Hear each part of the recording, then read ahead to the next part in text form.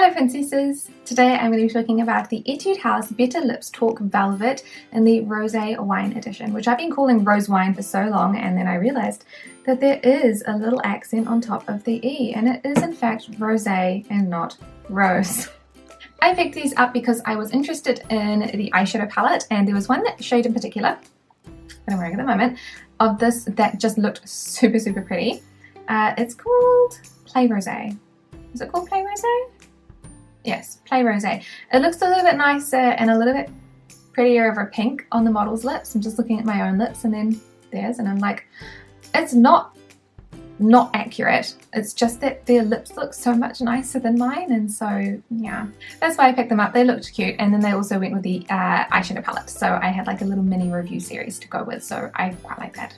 So for these ones, I can't really find a very good product description. All I've really got is Velvet Lips Talk gives vivid colour and adheres lightly to the lips with matte finish, which is coming from the Etude House website. So there's like a few pictures that have some like words on them, but they're not really, I don't know, there's one part that says better velvet texture that applies more smoothly, which I definitely agree with in comparison to some of the other shades.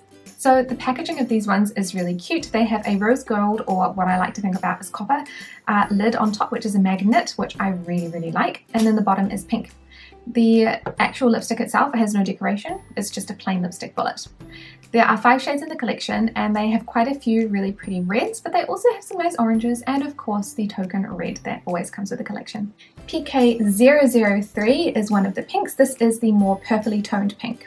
I'm not normally a huge fan of the purpley or mauvey coloured pinks, but this one is very pretty. It's kind of like almost like a plum, but like very light coloured.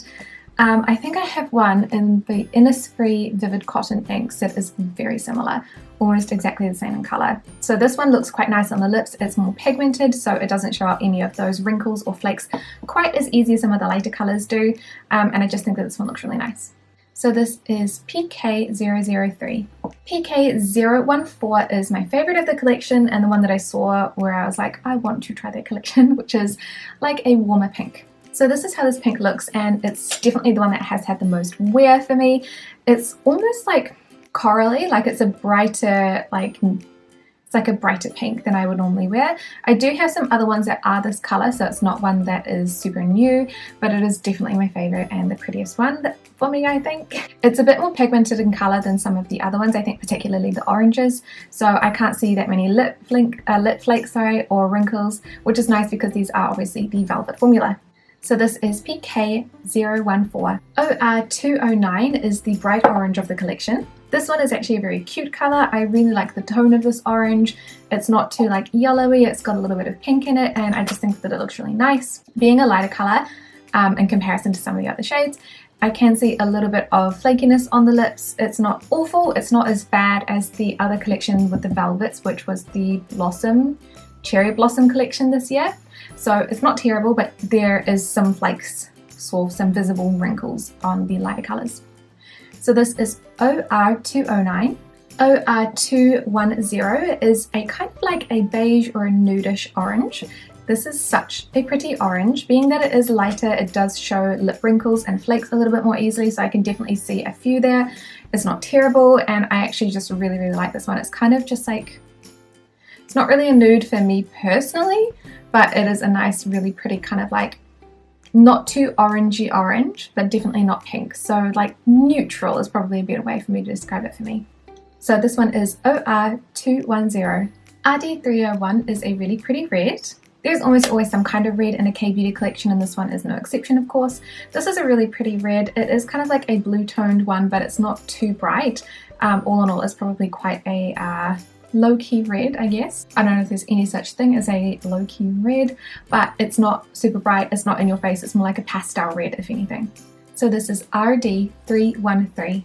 So with these lipsticks, I actually quite like quite a few of the colours, and the formula is definitely better. So I'm thinking about the Etude House Cherry Blossom collection from 2020. There was some really beautiful pink there, and the formula just made my lips look like the oldest, wrinkliest driest prunes of existence, and I still kept it because I just really like that color. So yes, I think that these are definitely better in formula than their previous velvets are. So if you've tried their velvets in the past and you're like, no, I would rather, you know, do anything else than put the velvets on my lips again, I would encourage you, if you like the colors, to pick up 1 or 2 of them and give these a try, because they are a lot better.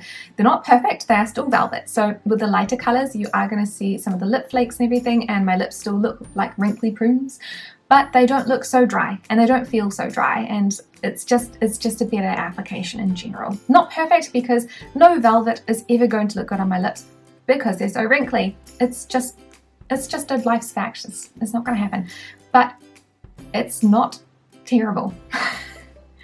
And that is good.